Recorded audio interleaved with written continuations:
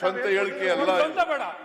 Affidavit ಏನ್ ಕೊಟ್ಟಿದ್ದು ನಾನು ಬೇಕಾದ್ರೆ ಕೋರ್ಟ್ ಆರ್ಡರ್ಸ್ ಅನ್ನ ಸದನದ ಮುಂದೆ ಇಡುತ್ತೇನೆ.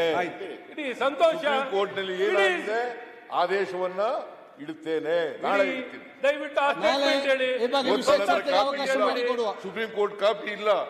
ನಾಳೆ ಅದನ್ನ ಇಡುತ್ತೇನೆ. ನಾಳೆ ನಿಮ್ಗೆ ವಿಶೇಷ ಚರ್ಚೆಗೆ ಅವಕಾಶ ಮಾಡಿಕೊಡ್ತೇನೆ.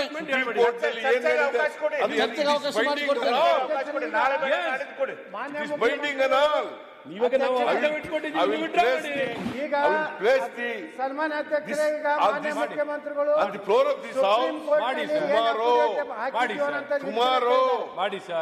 ನಾಳೆ ಚರ್ಚೆಗೆ ಅವಕಾಶ ತಗೊಳ್ಳುವ. ಚರ್ಚೆಗೆ ಅವಕಾಶ ಹೇಳ್ತೀರಿ.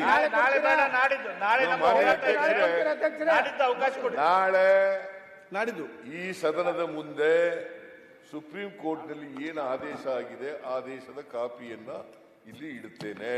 ನಾನು ನಿಮ್ಮ ಸಮಯಾವಕಾಶ ನೋಡಿಕೊಂಡು ನಿಮ್ಗೆ ಯಾವಾಗ ಬೇಕು ನೋಡಿಕೊಂಡು ಸಮಯ ನಿಗದಿಪಡಿಸ್ತೇನೆ. ನಾಳೆ ಇಡ್ತೀನಿ. ನಾಳೆ ಅವರಿಗೆ ಬೇಡ ಅಂತ, ನಾಳೆ ಇಲ್ಲ ಅಂತ.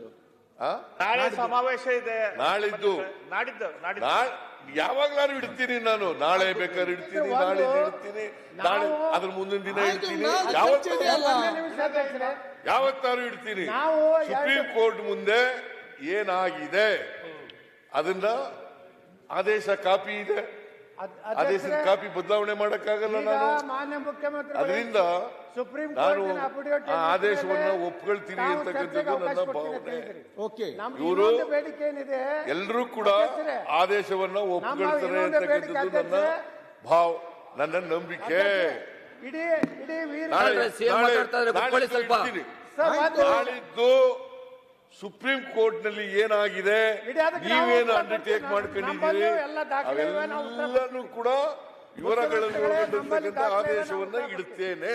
ಆದ್ರೆ ವಿಶೇಷ ಪ್ರಕಟಣೆ. ಒಂದೇ ನಿಮಿಷ.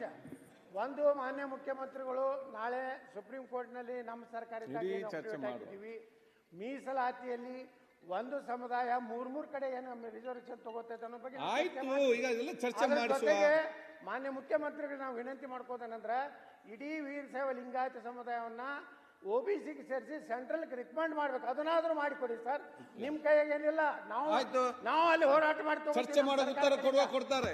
ಉತ್ತರ ಕೊಟ್ರಾಯ್ತು ಹೇಳ್ತಾರೆ. ನಾಳಿದ್ದು ಅದು ಸರ್ಕಾರ ಉತ್ತರ ಕೊಡ್ತದೆ. ಓಕೆ, ನಿಮ್ಮ ಎಲ್ಲ ಸರ್ಕಾರ ಉತ್ತರ ಕೊಡ್ತದೆ. ನಾಳಿದ್ದು ನೀವು ಯಾವಾಗ ರೈಸ್ ಮಾಡ್ತೀರಿ ಅವಾಗ ಉತ್ತರ ಕೊಡ್ತೀವಿ. ನಾಳೆ ಹೋರಾಟ ಇದೆ ಸರ್. ನಾಳೆ ನಾಳೆ ಸರ್ಕಾರದ ನಿಲುವೇನು ಅಂತಕ್ಕಂಥದ್ದನ್ನು ಸ್ಪಷ್ಟಪಡಿಸಿ ಇವರಿಗೆ ಉತ್ತರ ಕೊಡ್ತೇವೆ. ಯತ್ನದವರೇ